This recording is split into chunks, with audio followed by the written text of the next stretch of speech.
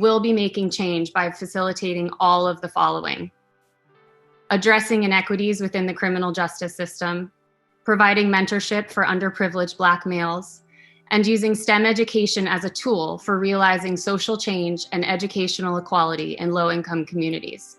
We will be able to impart real change and improvements in King County this year in each of these areas. We're making a difference, and we're doing it together.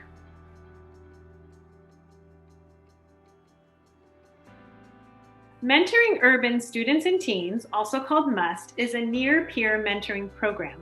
The mission of MUST is to improve life outcomes for youth and young males of color through professional long-term mentoring.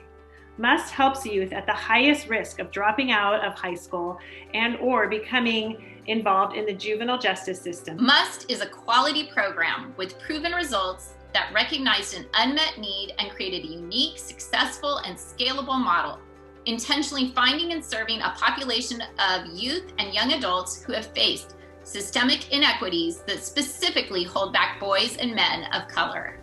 It's a 6-year mentorship program serving young African-American men in South Seattle and the Rainier Valley. So what we do is we find African-American guys who are in college, and we pay them really well to mentor African-American guys who are the most vulnerable to dropping out of high school. And these are students who have no positive role model in their life. They have a 2.0 or below. They've been expelled. Maybe one of their parents have been in and out of incarceration. And we're really, really, really looking for those students because we understand the lack of the foundation that they have missed. We pride ourselves in saying you are important, and we have 6 years to show you how great you can actually be. A cool layer about the MUST model is we not only provide mentorship for the mentee, but we also provide coaching for the mentor. Sounds good. Yep. Appreciate it. These are high-level corporate people that are saying, I want to give back. And you have people like Alex, high-level job, who's saying, what can I do? I don't want to be Superman. I'm here to stay. I mean, when you're talking about a white person, or like if I had like a white mentor, there's just certain things that they wouldn't understand me on. So like when I had a mentor, it's just like the things that he went through are the things that I'm going through. So it was just like, it was easy. It was like sort of like a cheat code. So it was like, I'll tell them my situation, and then they'll tell me their situation, and then we'll just like look them up, and then like, this is what you should do. And then so, yeah, it was definitely like really helpful to have someone that looked like me and someone that came from a situation or similar situation. I just remember sitting out there, I was almost crying because, you know, again, I come from a situation that's very different from his, and just seeing that perspective, respecting that and seeing what he has to go through, that just makes me want to grind even more to help him out, give him all the opportunities that he wants to do. And what have you done that you have, you know, in your heart that's impacted my life? Well, I think just being a sounding board for you. You're the executive director of MUST. You're going to take it probably 5 to 10 times greater in size than what it is today. So me being able to provide to you business ideas, structural ideas, organizational ideas, I think that's really, really been good for you as you've shifted from area director to executive director. The fact that I'm able to get a coach that, you know, helps me out and helps me, you know, I go through things mentally, I go through things physically, I go through a lot of things. And so being able to, you know, depend on someone that wants to better me as a person was so important to me, and I appreciate it. What excites me is 2, 3, 4 years from now, Calvin, what your organization is going to look like, where there's going to be 50, 60, 100, 150 mentors and great kids that are getting phenomenal direction from very grounded future visionaries. And when you can take the high school to the college to the executive level, I don't think it gets any better than that. One of MUST's 7 core values is that any youth can turn around at any time. Again, any youth can turn around at any time. Just having that impact on a young man's life, I know what it can do in terms of improving academic performance, improving attendance, and then giving them hope to believe that someone is standing behind them. No matter what their situation, they can achieve things beyond what is right in front of them. So It's just my belief that we can play an important role in the lives of others. And so why is MUST a good investment? It's working. So after 8 years, MUST have served enough youth to see that the model is working. The most vulnerable youth are graduating high school. Yeah, so one of the core values in MUST is that the mentors matter. So we talk a lot about the MUST youth, and obviously the core program is around building the curriculum and meeting them and that. But in addition to that is a high priority on the actual mentors and their lives and investing in them. The fact that they're paying these kids more than I'm paying a lot of my staff, by the way, like $30 an hour is significant. It's a statement of saying we value the work you're doing. Mm-hmm. It's not insignificant. It's not a side gig. It's not a little hustle you do out of the goodness of your heart. This is a job, and your job is to be invested in the relationship with these kids, and we're going to pay you for it, and we put our money where our mouth is. MUST does represent the population that's being served. Like a lot of institutions and structures in our country, the community development world has not escaped the racial representation problem, especially with leadership at the top. But at MUST, we really believe that our success, or at least part of it, hinges on a willingness to build leadership teams that look like the communities we serve. That's why 87% of MUST employees are Black, and next year, 93% will be Black or Latino. If we can continue to promote relationships that are positive, because I am a true believer, everyone wants to be engaged where they are wanted. And our mentee, he's wanted. Our mentor is wanted. Our coaches are wanted. If you can look at someone who's 3 years older than you and say, I'm struggling, and he says, I was there just 3 years ago, that gives the mentee hope. And then the mentor says, hey, coach, I'm struggling. So I was there too. I went to college. I failed the test just like you. But I didn't stay down. But I'm excited to share the Seattle Clemency Project with you. What they do, in very simple terms, they find people who have been unfairly trapped in the criminal justice system, people who deserve another chance, and they match them with free legal help to help navigate through the system. The fact that we don't have parole in Washington, the fact that we know there are people in our prisons who should not be there, deserve another chance for review at least, but in many cases deserve a chance to be free. Let's just try. Why do we help them? And I think it's because the vast majority of them came from circumstances that were stacked against them from the beginning. And when you hear their stories, people like Percy, who was born in prison, people like Gary, whose dad, rather than playing sports with him at age 12, taught him how to rob a pharmacy.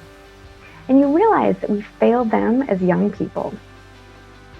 And because the process of getting out is so difficult and the odds of gaining freedom are so low, I think we must recognize and trust that the people that do win freedom have made a monumental shift in who they are. And finally, what does it say about us as a society if after years and years of hard work and transformation that we're still willing to say no? Really feeling like I'm contributing to something that is just so incredibly meaningful and is so important, not just for the clients and their families, but really for all of us. If we really truly believe in a merciful and just society, what are we doing to help get there? What we find almost universally is that it's a pleasure to meet these people. They are kind and generous of spirit and loving, and they have completely transformed their lives. When people ask me about my work, I tell them, the best thing about my work is it doesn't feel like work. It feels like a joy. We've met so many remarkable people. And I left up out of that visiting room and I cried and I prayed. And I went back and called my mom and said, Mom, there's hope. just as Carlton Daniels said, that the one thing that we strive on and we live off on when we're in prison is just that hope, that glimmer of hope that somebody will hear us and see us for the men that we have become. I realized why I was put in prison. I realized it was more than just me being in prison for crimes. I didn't have to question God anymore because all of a sudden I had a passion for something I had never had before, and that was to help people. With the Seattle Clemency Project, our focus is to go a step beyond and do what's right for the actual community at large. And that is to bring successful men and women out into society and help them not only better themselves, but help them better the environment as well. Because who better to fix what was broken than the people that broke it? The biggest thing that I would love for people to take away from this is to go to your employers, go to all the local businesses and tell them, open the doors to people who were formerly incarcerated, allow them to work there, talk to the apartment managers, go to your housing authorities and say, hey, let these people live here, give them a chance, back us. You know, financially, we need your assistance, but more than anything, we need your support to be right there, our backbones, fighting with us to try to make life better for the entire community. One of the focuses that Anthony and myself both have, we want to break the stigma where society thinks that everyone who is incarcerated is a bad person. We want to show society that no, there are very, very, very good people who are incarcerated and they're coming home whether you like it or not. So it's better that we bring them home, that we support them and get them the resources and the help and the transition that they need so that they'll be productive citizens instead of destructible citizens. This is what Seattle Clemency Project is about. It's about hope and second chances and telling our fellow humans that we have not forgotten about them.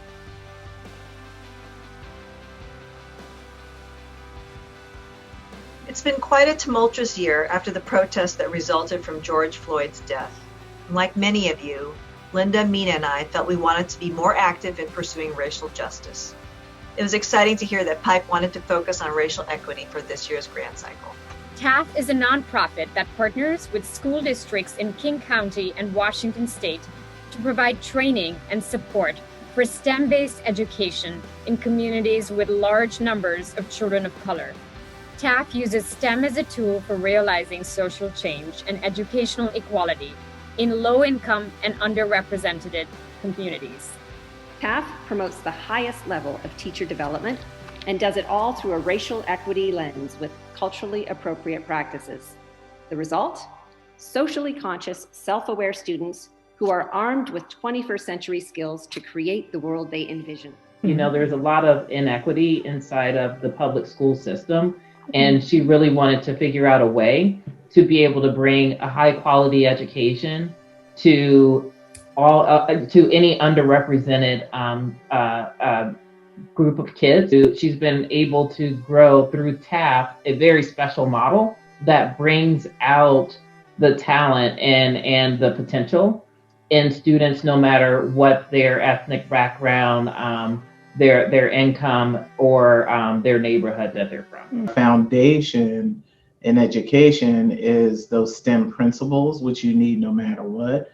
But we have art in the school. We have world languages.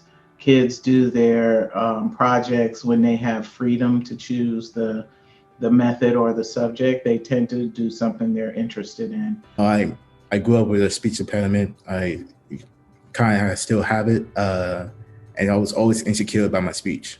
I was insecure about having public speaking or talking and just in general.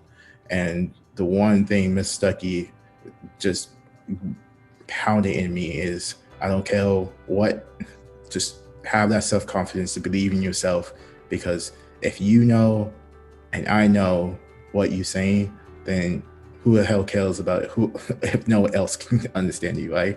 Because at the end of the day, you are a strong speaker and you have great ideas and people need to hear it.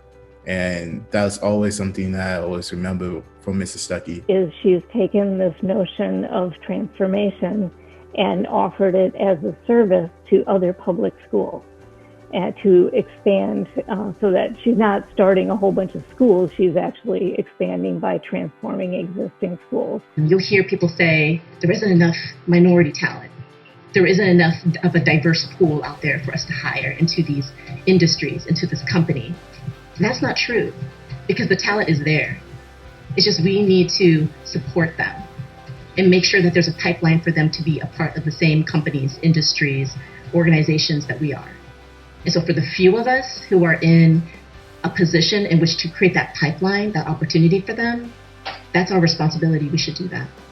It is time for us to imagine a system where people of color are centered and are at the table to define what kind of education system works for everyone. People of color, people with learning disabilities, people with English language learning challenges, people who are poor regardless of their race. It has to work for everybody. And in order for this to happen, we all have to be on the same page. We got to get out of our silos and come together as adults because our kids are counting on us. So work with us in this work. Work with us as we partner with public schools to create the kind of public schools that 90% of our kids attend that work for them.